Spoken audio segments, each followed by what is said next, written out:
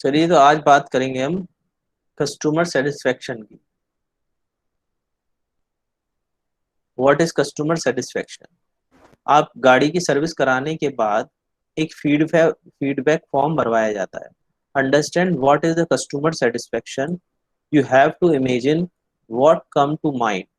आपके माइंड में सर्विस के बाद इमिजिएटली क्या आया, तो उसका फीडबैक बहुत जरूरी है कस्टमर सेटिस्फेक्शन के लिए, है ना। जिससे हमें पता चल जाएगा कि हमारी सर्विस से कस्टमर सेटिस्फाई है या नहीं, है ना। बहुत सी बार हम क्या करते हैं, इसमें नंबर भी भरवाते हैं। जैसे कि आपको 10 में से मार्क्स देने हैं, आप उस सर्विस को 8 मार्क्स देंगे, 7 मार्क्स देंगे, कितने मार्क्स देंगे, है ना। इससे पता चल जाएगा कस्टमर ने क्या रेटिंग करी है हमारी सर्विस के लिए, जो भी हमने सर्विस दी है या प्रोडक्ट सेल किया है उसके लिए। ठीक। बहुत सी बार क्या होता है, वो ऐसे फेसेस बना देता है, ऐसे, ये एवरेज का फेस बना दिया उसने, है ना। ये डिससेटिस्फाई है, सेटिस्फाई नहीं हुआ उसके लिए बना दिया। ये एवरेज के लिए ठीक है, सो सो। और ये एक्सीलेंट सर्विस के लिए, ये आपकी सर्विस बहुत ज़्यादा बढ़िया रही। ठीक। तो इसमें से जो भी वो चूज करेगा, तो हमें एक मोटा मोटा आइडिया हो जाएगा कि कस्टमर सेटिस्फाई हो रहा है या नहीं हो रहा, है ना। अगर नहीं हो रहा तो क्यों नहीं हो रहा, उसको हमें चेंजेस करने पड़ेंगे। बहुत सी बार वो ऐसे इंडिकेशन दे देगा, बहुत सी बार वो ऐसे स्माइलिंग फेस बना देगा, है ना। अगर ये आपका एक्सीलेंट सर्विस है तो ये ग्रीन आ जाएगा, अगर एवरेज है तो ये येलो, डिससेटिस्फाई है तो ऐसे कुछ होगा। वो इंडिकेशन आपको कैसे भी दे सकता है ना। ये वही बात इसमें कर रहा है कि स्माइली फेस के थ्रू वो आपसे फीडबैक लेगा। ठीक। अब ये देखिए, इस ग्राफ के थ्रू हम समझ सकते हैं, अगर कस्टमर की एक्सपेक्टेशन से हम ऊपर जा रहे हैं, है ना। सर्विस यहाँ हमने डिलीवरी दी और कस्टमर की सेटिस्फेक्शन कुछ यहाँ तक थी, है ना। उसको फॉर एग्जांपल उसको सर्विस फ्री चाहिए थी, उसको डिलीवरी फ्री चाहिए थी, है ना। तो उसने आपने उसको कुछ सर्विस फ्री दे दी, है ना। सर्विस वॉशिंग सर्विस फ्री दे दी आपने, एक कूपन दे दिया या दो कूपन दे दिए सर्विस के फ्री के लिए। ठीक, कि आपकी वॉशिंग फ्री हो जाएगी गाड़ी में, आपको जो गाड़ी घर तक छोड़नी है वो फ्री करा देंगे हम। तो क्या होगा, कस्टमर की एक्सपेक्टेशन से उसको हायर मिल गया। मान लेते हैं कस्टमर की एक्सपेक्टेशन क्या थी, सेटिस्फेक्शन क्या था, कि उसकी गाड़ी में अच्छा काम हो जाए, बट उसकी गाड़ी में अच्छा प्रॉपर हमने अच्छी सर्विस दी, और फिर क्या किया, ये दो एडवांटेजेस और दे दी उसको, है ना। तो कस्टमर सेटिस्फाई हो जाएगा, फुल्ली सेटिस्फाई हो जाएगा, इस एरिया में कहीं लाई करेगा। ठीक। अगर उसे कुछ एक्स्ट्रा हमने नहीं दिया, तो फिर वो डिससेटिस्फाई रहेगा, इस एरिया में लाई करेगा। ठीक। हमें कस्टमर सेटिस्फेक्शन जरूरी है, कस्टमर को सेटिस्फाई करना जरूरी है बिजनेस ग्रोथ के लिए। देखिए, अब इसमें ये दिखा रहा है, एक एग्जाम्पल के थ्रू बता रहा है। फॉर एग्जाम्पल, एक चाइनीज फूड रेस्टोरेंट है, और मैं वहाँ चाइनीज खाने गया, कस्टमर वहाँ पे चाइनीज फूड खाने गया, और उसको अच्छा खाना या टेस्टी चाइनीज फूड नहीं मिला। तो क्या हो गया, कस्टमर डिससेटिस्फाई हो गया। फिर वो और लोगों को नहीं बताएगा या सजेस्ट नहीं करेगा कि उस रेस्टोरेंट में चाइनीज फूड खाने जाना चाहिए, है ना। एक दूसरे एग्जाम्पल से हम समझ सकते हैं कि आपने एक सिल्क की साड़ी खरीदी किसी ने, है ना, या कस्टमर ने सिल्क की साड़ी खरीदी। अब उसने एक सिंगल वॉश किया और वो साड़ी में दिक्कतें आ गई, डिफेक्ट्स आ गए, है ना, कपड़ा खराब हो गया। तो फिर वो सजेस्ट नहीं करेगा उस शॉप को कि उस शॉप से सिल्क की साड़ी या कोई भी प्रोडक्ट खरीदा जाए। ठीक। अब देखिए, अब ये क्या कह रहा है, अगर आपकी सर्विस बढ़िया होगी तो वो क्या करेगा, दूसरे अपने मित्रों को भी बताएगा कि इस ब्रांड पे अच्छी सर्विस है, इसमें गाड़ी की सर्विस अच्छी होती है, dunning best what matter to the customer, है ना।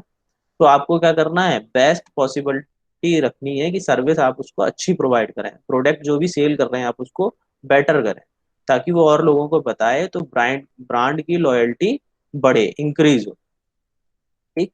ये देखिए, वाई कस्टमर लीव, कस्टमर क्यों छोड़ रहा है आपके ब्रांड को, उसका ये इसने पाई चार्ट बनाया है। ठीक। ये प्रोडक्ट प्रॉब्लम, प्रोडक्ट प्रॉब्लम की वजह से केवल 40% कस्टमर छोड़ता है। और ये देखिए सर्विस प्रॉब्लम, सर्विस प्रॉब्लम ये दिखा रहा है इसमें 68%। 68% सर्विस प्रॉब्लम की वजह से कस्टमर किसी और ब्रांड को चूज कर रहा है। यानी कि आपकी सर्विस बहुत अच्छी होनी चाहिए, बेटर होनी चाहिए। यानी कि आपने प्रोडक्ट तो अच्छा बना दिया, आपने प्रोडक्ट बहुत बढ़िया बना दिया, बट आप उसकी सर्विस अच्छी प्रोवाइड नहीं करा पा रहे, तो क्या होगा, कस्टमर दूसरे प्रोडक्ट की तरफ जाएगा। फॉर एग्जाम्पल मारुति की सर्विस बेटर है, तो कस्टमर क्या करता है, मारुति की तरफ जाता है कंपैरिजन देन महिंद्रा। अगर मैं देखूं अपने पर्सनल एक्सपीरियंस पे, अगर मैं शेयर करूं, तो मारुति की सर्विस ज्यादा बेटर है महिंद्रा के कंपैरिजन। ठीक, तो कस्टमर कहाँ जाएगा, मारुति गाड़ी की साइड, कि मैं मारुति का प्रोडक्ट खरीदूं, मारुति की गाड़ी खरीदूं, क्योंकि उसकी सर्विस बेटर है। ठीक, 9% कंपटीशन की वजह से छोड़ देता है। कोई महिंद्रा में नया फीचर आ गया, कोई अच्छी एडवांटेज मिल गई, तो फिर वो महिंद्रा की तरफ स्विच कर लेगा। मगर ऐसा कितनी प्रतिशत है, केवल 9%, है ना। और 9% अदर फैक्ट्स हो सकते हैं। तो इस हिसाब से कस्टमर आपके प्रोडक्ट को छोड़ देगा, जिसमें कि मोर वेटेज किसका है, सर्विस प्रॉब्लम्स का।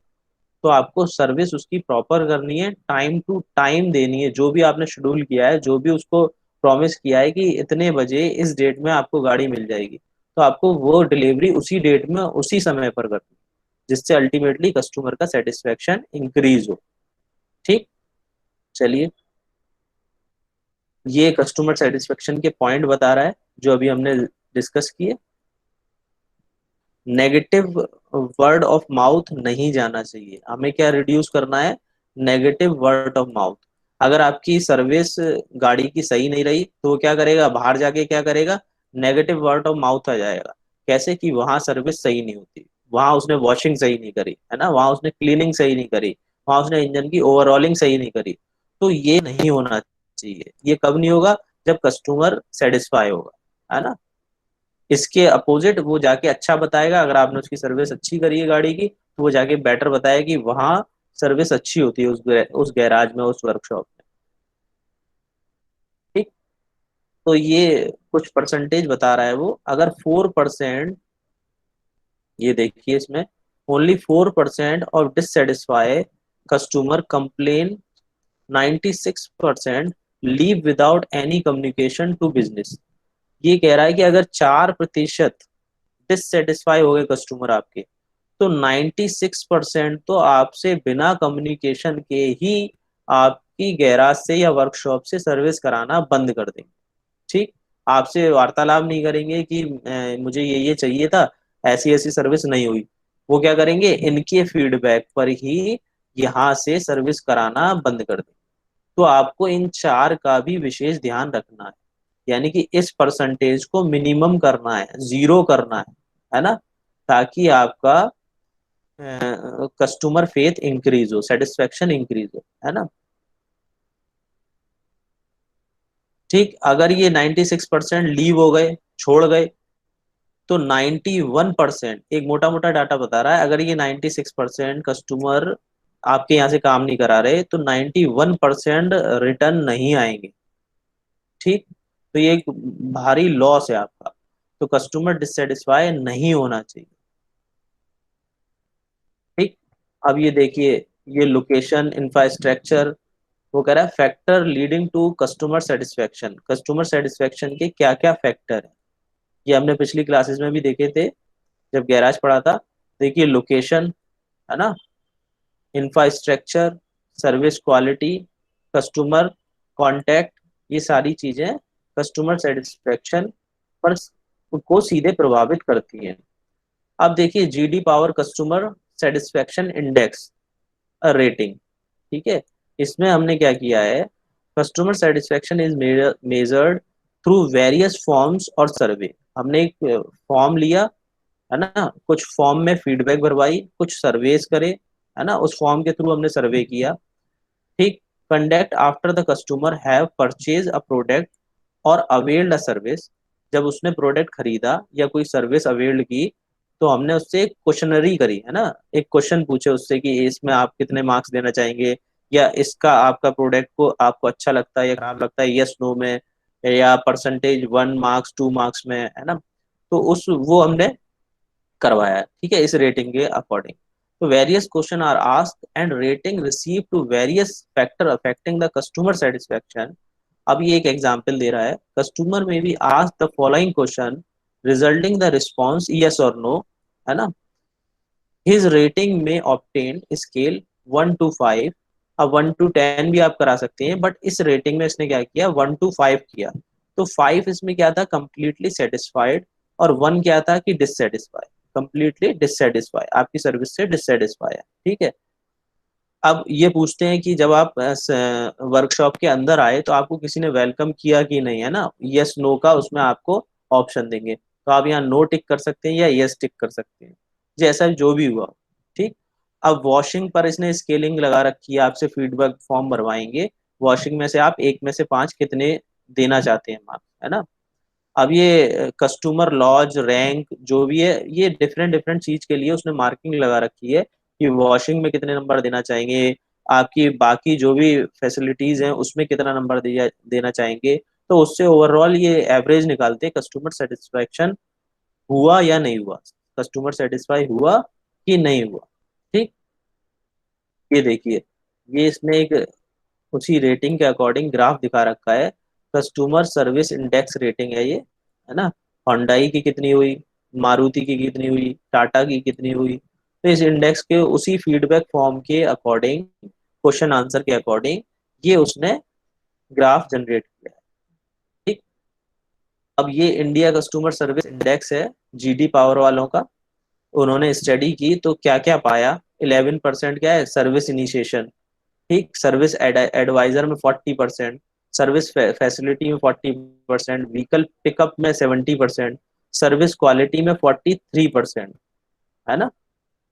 तो ये उस सर्वे के अकॉर्डिंग ये डाटा निकल के आया, ठीक। इससे हमें पता चल जाएगा कस्टमर सेटिस्फाई हुआ या नहीं हुआ। अब देखिए, इसमें टाइम मैनेजमेंट भी बहुत बड़ा रोल रखता है, ठीक। अगर आप किसी छोटे गैराज में जा रहे हैं या छोटी वर्कशॉप में जा रहे हैं, तो उसमें एक दिन में 3 या 4 गाड़ियां आ रही हैं सर्विस के लिए, मान लेते हैं, तो वो क्या करेगा, टाइम पर आपकी गाड़ी को सर्विस करके दे सकता है। बट अगर मैं वही बात करूं एक बड़ी गैराज या वर्कशॉप की, जहां 40 से 50 व्हीकल आ रहे हैं पर डे, तो हमें क्या करना पड़ेगा, टाइम मैनेजमेंट प्रॉपर रखना पड़ेगा, है ना। जो भी हमने कस्टमर को प्रॉमिस किया है कि इस डेट में इस समय पर आपको गाड़ी मिल जाएगी, तो आपको उसी पर उसी समय पर गाड़ी रिलीज करनी है। जो भी एस्टिमेशन कॉस्ट आपने कस्टमर को लगा के दी है, उसके अंदर अंदर ही काम करना है। अगर उससे एग्जीड करती है तो आपको कस्टमर से फोन करके पूछना पड़ेगा कि ये भी रिपेयर होगा आपका, है ना, या रिप्लेस होगा, ठीक।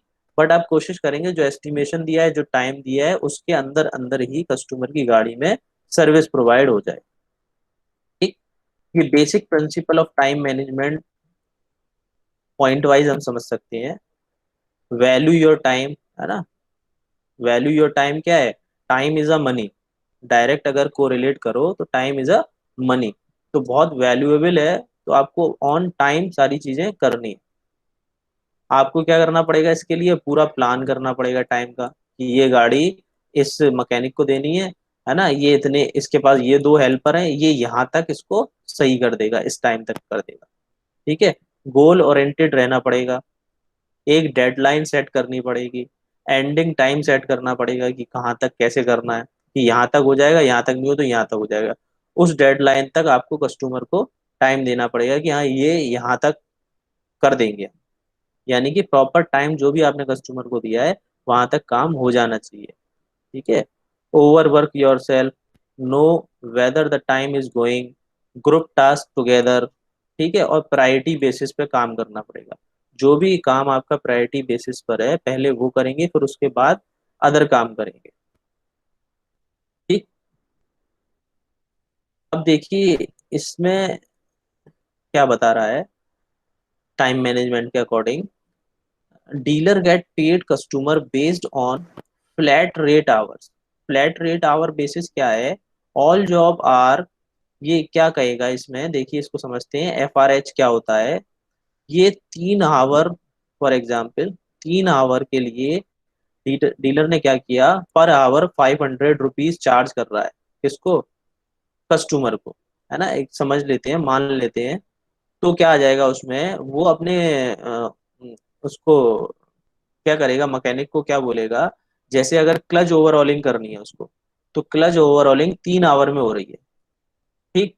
अब वो उसके लिए 3 आवर का ही पे करेगा। फॉर एग्जाम्पल, कस्टमर को वो 1500 रुपये चार्ज कर रहा है ना, तो अपने लेबर को वो कितना करेगा, ठीक। वो मान लेते हैं कि वो पर घंटे लेबर को 100 रुपीज चार्ज कर रहा है, ठीक है। जब भी तो उसका बीच में कुछ बेनिफिट होगा, समझने के लिए मान लेते हैं 100 रुपीज चार्ज कर रहा है पर आवर। तो क्लच ओवरऑलिंग के लिए वो अपने मैकेनिक को कितना टाइम देगा, केवल 3 घंटे और 300 रुपये। अब अगर वो मैकेनिक अब अगर वो मैकेनिक इन 3 आवर से 4 आवर लेता है तो भी उसको 300 रुपये ही मिलेंगे। बात समझ में आ रही है? तो ये टाइम बेस्ड मैनेजमेंट हो गया, ठीक। बट वो कस्टमर से कितना चार्ज कर रहा है, 1500 रुपये, तो उसको बेनिफिट होगा। इस केस में क्या बेनिफिट है हमें, जो भी मैकेनिक है, जो भी लेबर है आपके पास, वो टाइम वेस्ट नहीं करेगी। उसको पता है कि मैं ये 3 घंटे में फिनिश कर दूंगा, तो मुझे जाके 300 रुपये मिलेंगे। अगर मैं इसी काम के लिए 4 घंटे लगा दूंगा, तो भी मुझे 300 रुपये ही मिलेंगे। तो इसलिए वो प्रॉपर काम टाइम टू टाइम करेगा, यानी कि 3 घंटे के अंदर अंदर काम करेगा, ठीक। ऐसे ही ये एग्जाम्पल इसने 4 घंटे को लेकर दिया है ना, तो 4 घंटे में अगर कर रहा है तो वो 2000 रुपये आ जाएगा, है ना, ये वो बता रहा है। तो इस बेसिस पर भी टाइम मैनेजमेंट किया जाता है, ठीक। अब देखिए, इसे इसके थ्रू समझ सकते हैं हम। ये हम क्या करेंगे, अगर पर डे 40 से 50 व्हीकल मेरे पास आ रहे हैं, तो मुझे ये एक बोर्ड तैयार करना पड़ेगा, है ना। इस पे मैं सारे अपडेट करूंगा। इस पे मैं क्या करूंगा, बस इस पे मैं सारे अपडेट करूंगा यहाँ पर, कि कौन सी गाड़ी में कितना काम हो गया, है ना। जैसे ये यहाँ गाड़ी आई तो इसमें इतना काम हो गया, अब ये काम हो गया, फिर ये यहाँ पहुंचा दिया मैंने कि इसमें अब ये काम हो गया, अब ये काम हो गया, है ना। तो जो भी अपडेट होगा मेरा, वो मैं सेट करता जाऊंगा, डाउन से अप सेट कर रहा हूँ, या लेफ्ट टू राइट सेट कर रहा हूँ। तो जैसे भी आपने अपना ये बोर्ड बना रखा है, ठीक। तो ये यहाँ पे मैं शेड्यूल कर दूंगा। देखिए, कुछ बोर्ड ऐसे भी बने हुए होते हैं, ठीक। ये यहाँ इसने बता दिया है कि कैसे कैसे टाइम मैनेज हुआ है, यानी कि ये काम हो गया इसमें तो इसको ऊपर शिफ्ट कर दिया, फिर ये काम हो गया, ये ऊपर शिफ्ट हो गया, है ना। तो आप लेफ्ट टू राइट या बना सकते हैं कि ये गाड़ी आई तो ये ऐसे, इसमें ये काम हो गया। तो जैसे भी आप चाहें, तो ये टाइम बोर्ड बनाना बहुत जरूरी है अगर आपके पास बिग गैराज है ना, या बड़ा वर्कशॉप है आपके पास नंबर ऑफ गाड़ियां ज्यादा है, नंबर ऑफ व्हीकल्स आपके पास मैक्सिमम है, ठीक। चलिए, तो इसमें अगर आपके कोई भी डाउट्स हैं, पहले वो ले लेते हैं।